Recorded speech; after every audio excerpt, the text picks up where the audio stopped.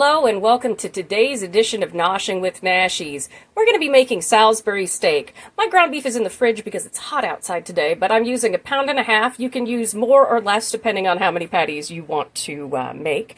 In here we have 4 cups of mushrooms cut up as well as 1 giant onion.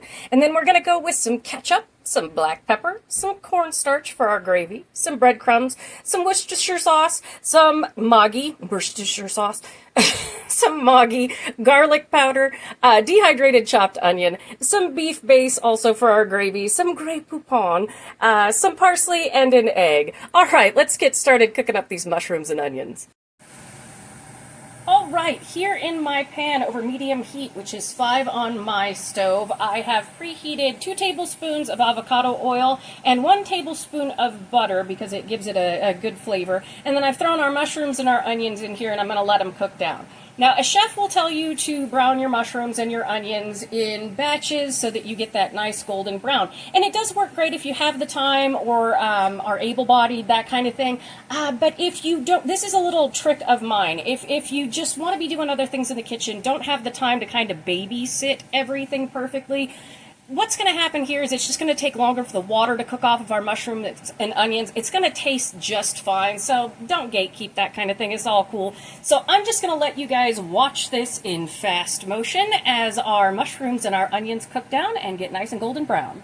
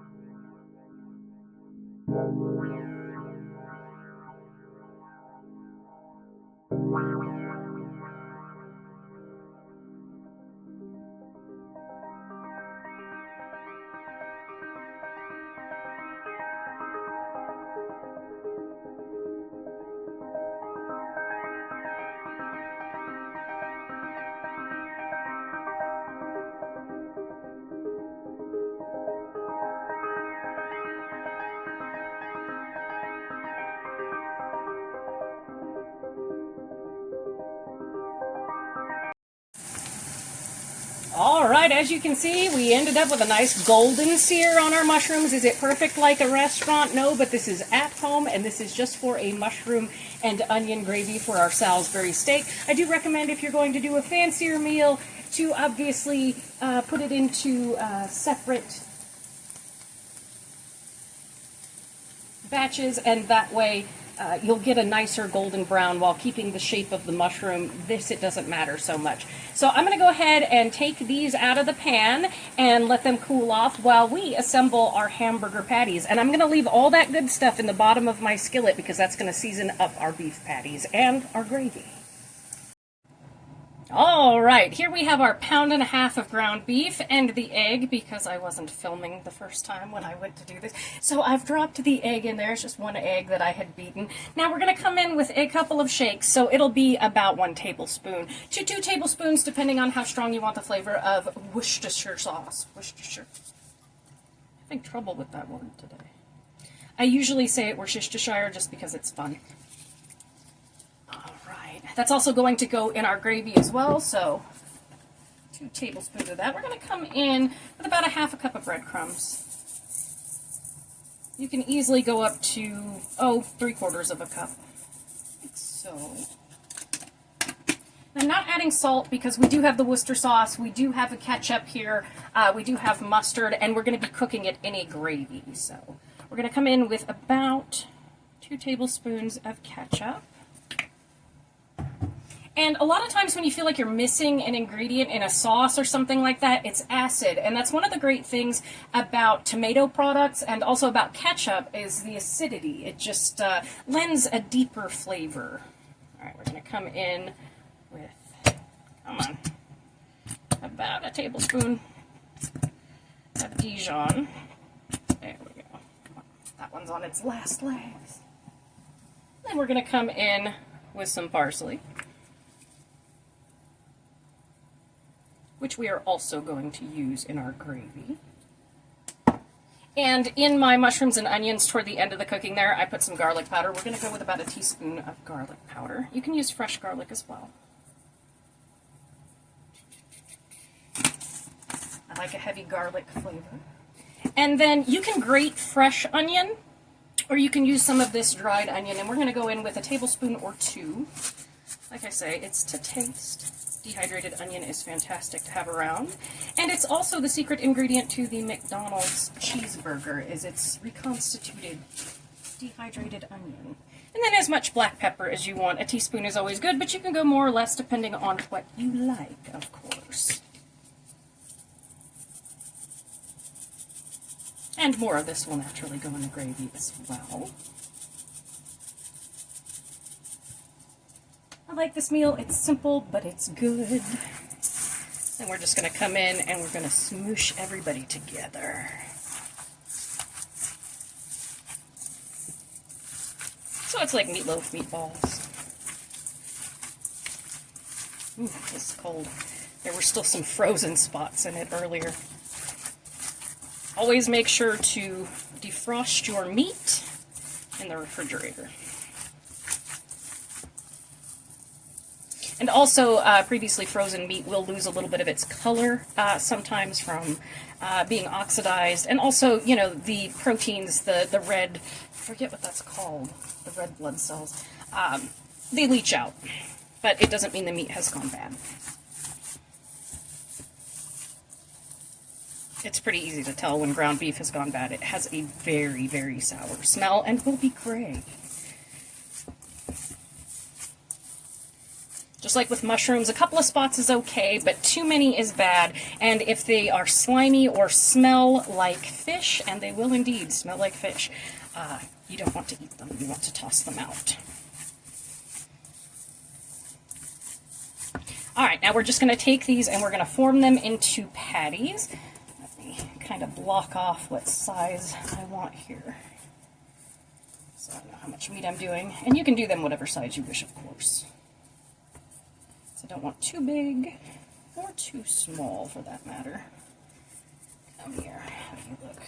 You're about the right size. Give me a piece of you. Put you over here. Okay. And we're going to take these. They're like giant balls. And we're just going to shape them into fake steaks. And I actually use a really lean ground beef, so not too much of the size of my meat cooks off.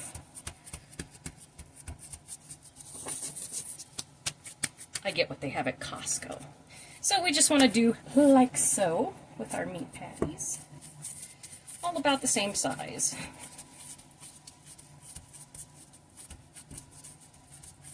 These are fun. Make sure you're all about like that. It's about the size of my hand, and admittedly I have fairly small hands. I have small palms, long fingers.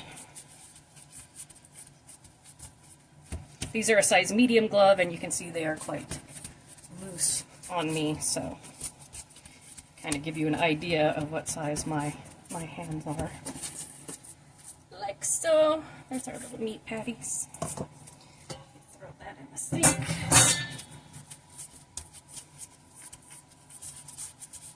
I always do a slightly larger one for Mr. Nashies because I don't want anything to get dry or anything in the middle, because he does eat when he comes home from work. Unfortunately, he rarely gets a fresh meal because dinner is on the table about 6 o'clock here in my house. So, like clockwork. Alright, so there we have our patties. I'm going to go heat up our skillet over medium heat, which is 5 on my stove, with 2 tablespoons of our avocado oil, and we're going to sear these up.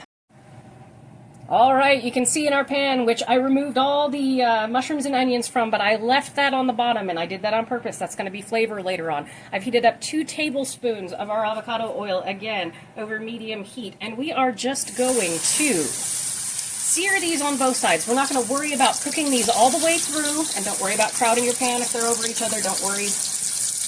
It will be just fine. Ooh, that smells good already. And we're just going to cook these until they are brown on both sides, pull them off, and then that's when we'll go in and we will make our sauce. So I'll let you watch this in fast motion.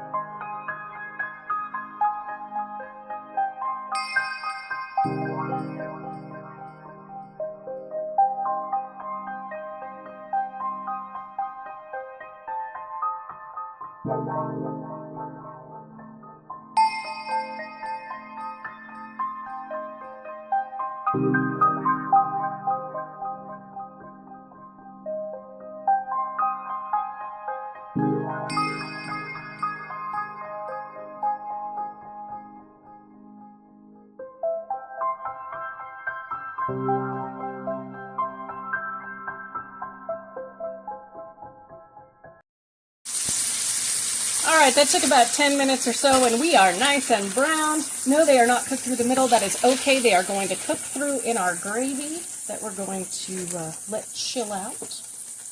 Here, see all this flavor on the bottom? This is what we want. So I'm going to go ahead. I've cut back my stove here to 4. And what I have is, it's 3 teaspoons of that beef base.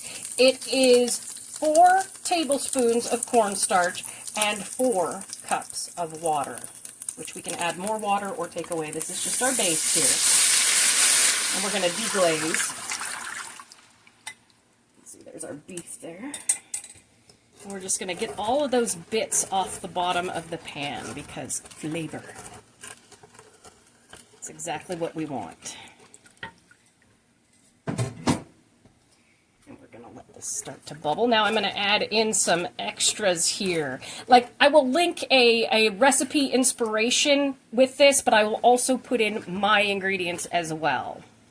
Because I kind of fly by the cuff as far as how I like my gravy to be, and I use Maggi, which most recipes do not. So, alright, we're going to come in. We're going to throw in some dried parsley, a couple of tablespoons. We are going to go in with about 2 tablespoons of our Worcester sauce. We are going to come in with the German classic Maggi. Now this is the German Maggi. They make different kinds. We're going to go in with a couple of tablespoons. Okay, we're going to come in with some black pepper. Teaspoon, more if you like, less if you don't. None if you don't like it at all. My grandmother, Oma, did not like pepper at all. It was too spicy for her. And I know, that's funny. Alright, we're going to come in with about a half teaspoon of garlic powder. You can use fresh as well.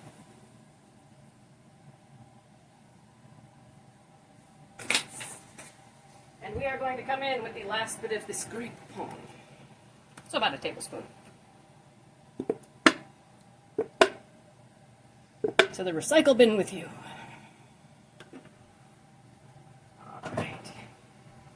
Gonna give this a nice stir and get everybody incorporated. And we're gonna let it cook for about 10 minutes before I give it a taste and see if there's anything that we need. And it will thicken up over the course of that as well. I'm going to cover it. When I do that, you don't have to watch. You can see all of that good stuff has gone into our gravy here. Alright, we're gonna come back in with our mushrooms and onions.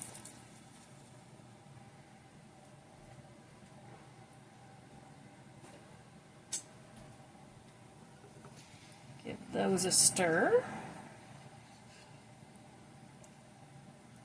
Alright, now we're going to come back in with our beef patties. And we're just going to let them bubble away, like I said, for 10 minutes, and then I'm going to check my sauce and see if it needs anything. Then we're going to let it bubble away probably for another 10 minutes, so about 20 minutes total, so that that flavor really seeps in there. Alright, I will do one quick slow motion so you can watch it come up to a bubble, but after that, I will come back in when we're testing the gravy.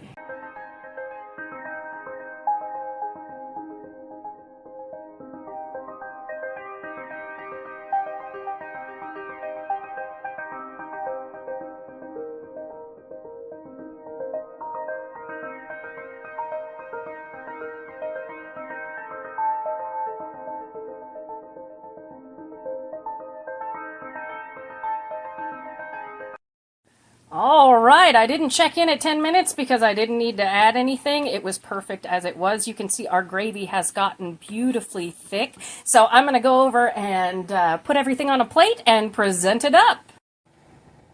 And here we have our finished Salisbury steak with some nice sides there. And I do say it is very tasty. Thank you so much for joining me for this episode of Noshing with Nashies. If you have enjoyed, please like, comment, share, and subscribe. And I'll see you in the next one. Bye!